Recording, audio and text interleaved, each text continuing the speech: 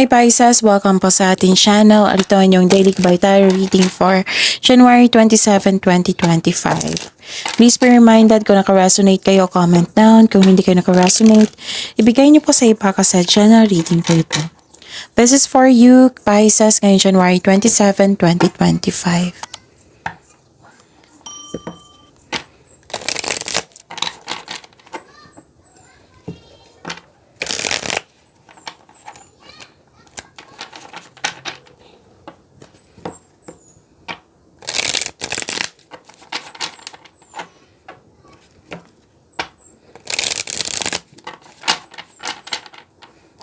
Para po ito sa inyo, Pisces, ngayong January 27, 2025. Maraming salamat po sa inyong patuloy na suporta at maraming salamat din po sa mga hindi nag-skip ng ads. Gamitin ang reading na ito bilang kabay lamang sa mga hindi pa nag-subscribe. Subscribe na po kayo at click bell notification para malaman nyo na may bago tayong video. Para sa mga gusto magpa-reading po, may lumabas dyan sa screen nyo ngayon. Panoorin nyo po at sundin ng instruction.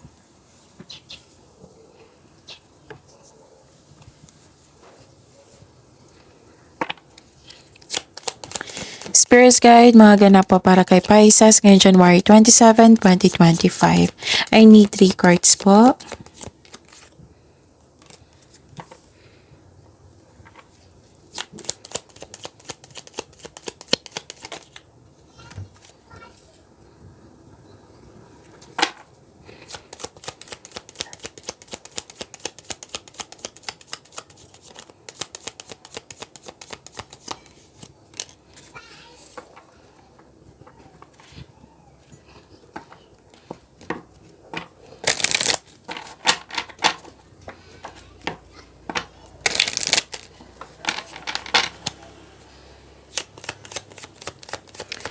Spirit Guide, mga mensahe po para kay Pisces ngayong January 27, 2025. I need 2 cards po.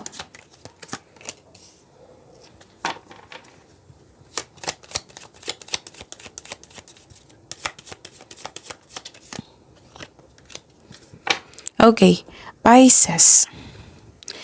Ngayon January 27, 2025, nakita ko dito na nagkaroon po ng new beginning. Pwedeng kakasimula mula sa connection sa isang tao. Pwedeng kakasimula mula sa relasyon, sa connection sa isang tao. Pwedeng sa trabaho. Okay? Nakita ko dito na na-hired kayo kahit walang experience. At nakita ko rin dito na may humihingi ng atensyon sa iyo. Pwedeng bata ito or ito ang inyong intuition. Nakita ko rin dito na may concern kayo sa immature na tao. At saka may parating po na malaking pera. Or news or information ito. So claim nyo to. Pisces, ang ganda. Tapos malalaman mo din yung totoong intensyon ng isang tao sa iyo. Wow, this is prosperity. 2 card na po nagsabi nito, Pisces. Claim nyo po ito.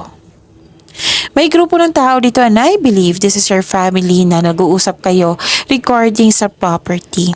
Pero din sa domestic matters. Nakita ko dito na may anong tawag nito? Na pwedeng rest day ito. Kasi nakikita ko dito na nagpahinga sa bahay. Pwede din home base yung bahay. Yung base kay ang trabaho nyo. Pwede din na may balak kayo magpahinga, mag-staycation sa bahay. Or literal talaga na nagpahinga kayo sa bahay nyo ngayon. So, kasi you felt calm, relax, and security pag nasa bahay kayo. Yes. So, claim itong prosperity. Oh, ang ganda-ganda. So, Pisces, use your discernment and fortitude to achieve your goals and find a new rhythm. And new rhythms are coming into your life now. You're encouraged to trust and adapt. Okay. This is new beginning also 2 card na nagsabi niyan. Spirits Guide, ano pa yung energy ni Pisces ngayon January 27, 2025?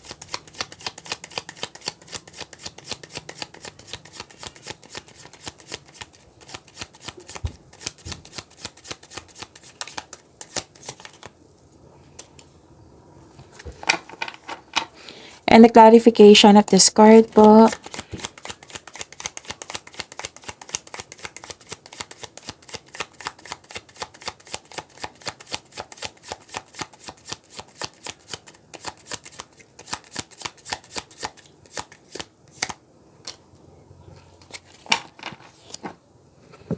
Okay.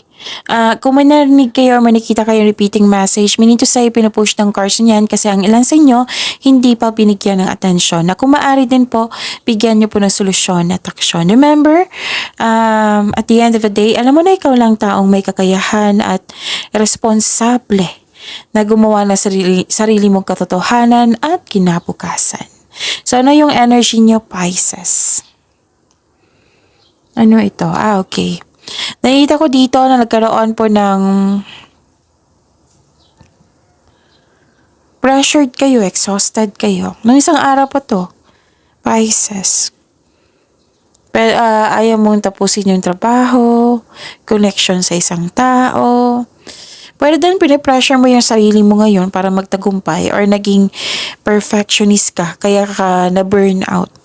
So, sabi ng card niyo po dito, subukang kunin mo lamang kung ano ang maari mong kunin. Para hindi kayo ma-burn out. Oo. And, huwag kayo magpa-apekto sa chismis, ha? Huwag kayo magpa-apekto sa chismis kasi may ganap na chismis, intriga. Kaya ka exhausted, kaya ka na-pressure. At, mag-ingat sa taong maloloko. Nag-ingat kayo sa taong maloloko. Okay? It might be, ito yung dahilan na pressured ka. It might be, ito yung dahilan na pressured ka or exhausted ka nang dahil sa taong malulokong ito.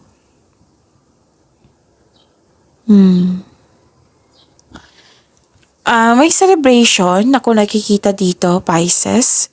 Pero nagkaroon ng delayed celebration. Pwede nagkaroon ng you felt empty, may grief for missed opportunity, may ma-end na cycle, dahil nito hindi ka ready sa changes, may pagkabigo at maling plano. So, siguraduhin kung hindi pa ito nangyari, siguraduhin magkaroon ng konkretong plano. Okay? Pwede din na naiinip ka sa delay. So, habaan nyo pang pasensya nyo. Delay is matutuloy yan eh. Hindi naman yan cancel. Okay? You are ready to move on, pero may blockages. Or hindi mo feel yung success na nangyari sa iyo. You don't feel you are deserving of success. Sabi ng card po dito, deserve nyo po daw yung success. Kasi may successful completion. You're reaping rewards. May magandang nangyari. It might be nag-self-pity kayo, no? So, kung nagkaroon mo ng self-pity, wag nyong kontrolin nyo yung sarili nyo. Kasi self-pity is, claiming negativity yan eh. Lalo na't sinasabi mo. So, wag po. Like, for example, kasalanan ko ko nito, or bakit ko ba ginawa yun? Basta may mga masasama na sinisisi mo yung sarili mo. Wag po. Kontrolin nyo po iyan. Kasi alam nyo naman kung ano yung i-claim nyo. Makiklaim nyo yan. Sige kayo. So, yung dapat gawin mo, positive affirmation kasi kahit may iniisip ka na nahirapan ka, ganun. Like, yung I am loved, I am healthy, I am success, I am blessed, I am safe, ganun. Basta mga magandang bagay, i-recite mo. Kahit may nakikinig dyan, bahala sila. Basta do it for yourself. Pwede din sa kahit saang lugar, kahit sa kwarto mo. Even me, kung may hindi mo masisisi, lalo na minsan may anxiety ako. So, i-recite ko talaga. No, I am successful, I am healthy, basta i-claim ko talaga yung positivity, nire-recite ko. Tapos tinatawag ko si God. Humihingi ako ng tulong. Na makontrol ko yung sarili ko, ganun. Hindi may iwasan talaga, lalo na may anxiety, di ba? Ang hirap niyan, pero labanan nyo. Kapit kayo sa positive changes, yung positive affirmation, kapit kayo dyan. Do it for yourself. Move forward. Okay? Move forward and you deserve this success. Spirit's guide, Career and money po ni Pisces ngayong January 27, 2025.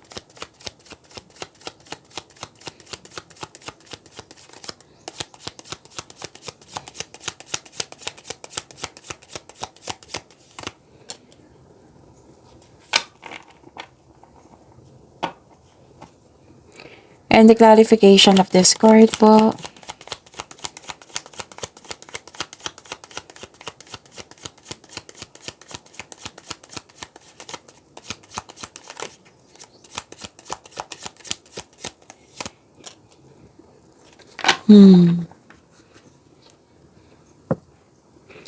Sa career and money nyo, Pisces, nakikita ko dito na hindi kayo nakinig sa inyong intuition or hindi kayo nag-connect sa inyong intuition.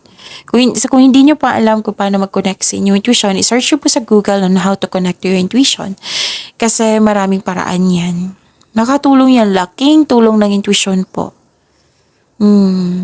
Pwede din may nangyari na hindi mo binigyan ng pansin or in-ignore mo. May hidden motives ako dito, kaya ka na-confuse. Okay? So, connect kayo sa inyong intuition. And stop overthinking. Kita-kita ko dito yung overthinking and overanalyzing mo, Pisces. Instead na magkaroon ng tiwala sa inyong sarili, nagre-rely ka sa guidance sa opinion ng iba. Wala namang masama sa pag-rely ng guidance sa opinion ng iba. Lalo na kumukuha ka ng experiences sa iba, di ba? May matutunan tayo niyan. Pero believe in yourself first, of course. Oo. So, stop overthinking, ha? Lalo na, anong tawag dito? Stop overthinking kasi nakaka-drain niya ng energy. Magbigay kayo ng solusyon.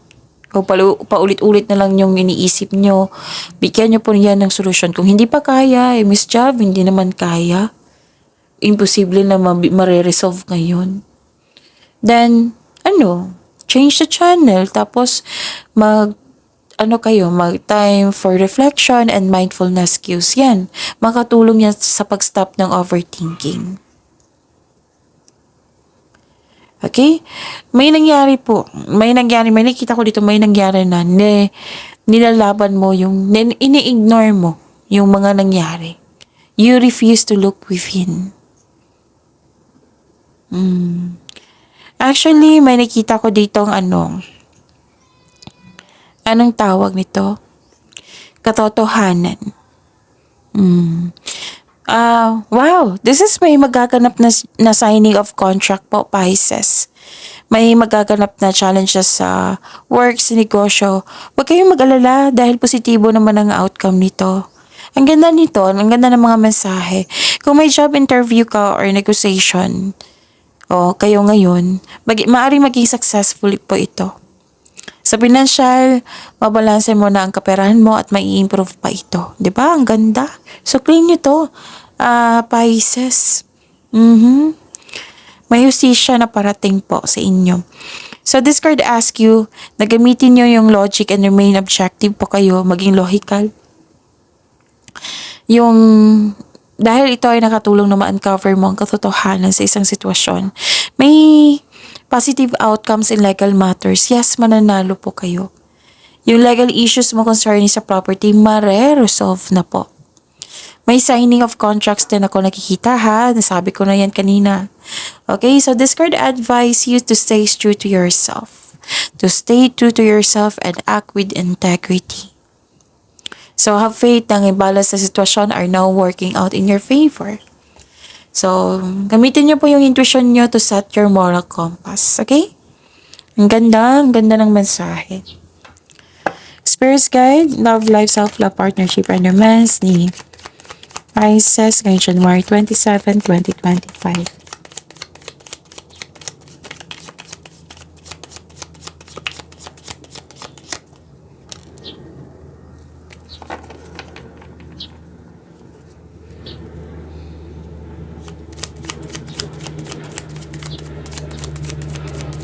And the clarification of this card po.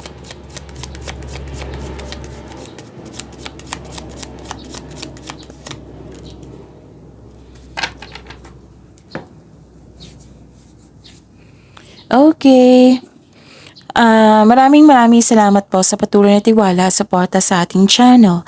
At maraming salamat din po sa mga hindi nag-skip ng ads. Nagkaroon ng growth. Nagbigay ka din ng pasensya dito, oh. Wow. So, Pisces, nagmamadali ka magkaroon ng relasyon ng some of you sa mga single dito. So, this card tells you now, slow down lang po. Slow down lang po and enjoy the adventure in this moment. The universe is bringing the right relationship to you at the right time. Kaya, kailangan ng mahabang pasensya nito eh. Konting hintay lang po. Trust and have faith. Maging mapagpasensya at patuloy mo lang alagaan ang sarili mo habang hinintay mo yung bigay ng tadhana sa iyo. Sa buhay mag-asawa, sa mga marelasyon, nagkaroon ng growth. Nagbigay ka ng pasensya sa partner mo, sa inyong relasyon. Nagkaroon ng pag-level up sa inyong relasyon. Actually, may project ka kayo dito. Malapit yun ang maabot. Let's say na malapit yun ang maabot yung goal nyo sa buhay. Yung project nyo sa inyong relasyon, di ba? May mga project kayo niyan. Malapit na. Nagbibigay ka ng dito, pasensya, sipag at syaga. Malapit na po. Yung yung hinihintay nyo, yung iniisip nyo ngayon, malapit na. Magkakaroon ng growth. Kailangan lang ng mahabang pasensya. Kasi may proseso ako nakikita dito na kailangan yung bigyan ng paghintay, ganun, pag-unawa. Basta, while waiting, patuloy mo lang yung pagsisikap mo. Okay? You are very close to see the tangible results sa inyong effort. Huwag kayong mag-give up. Basta stay positive and be grateful. Okay? Nagpaplano ka nga dito. Ano pa? Wow, nagkaroon ng pagkakaisa. Yan. Moderation po, harmony, and this is divine timing. Mga nangyari ngayon, oo, na nagbigay ng concern sa iyo. This is divine timing po. May moderation, katahimikan, combination of forces, may realization na ganap. So if you're single, wag pilitin na magbuo ng relasyon na dalawang card na nagsabi niya na huwag pilitin na magbuo ng relasyon na hindi nakatadhana sa iyo. Huwag kayong mag-alala ha.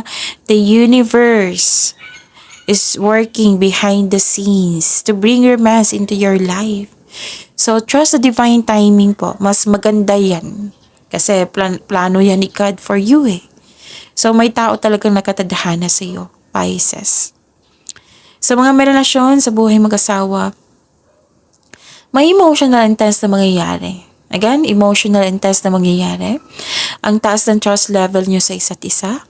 This may lead to the next level sa inyong relasyon, which is the confirmation of your card here.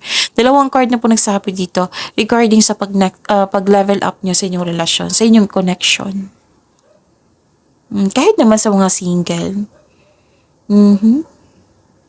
Please know that you are divinely guided, Pisces.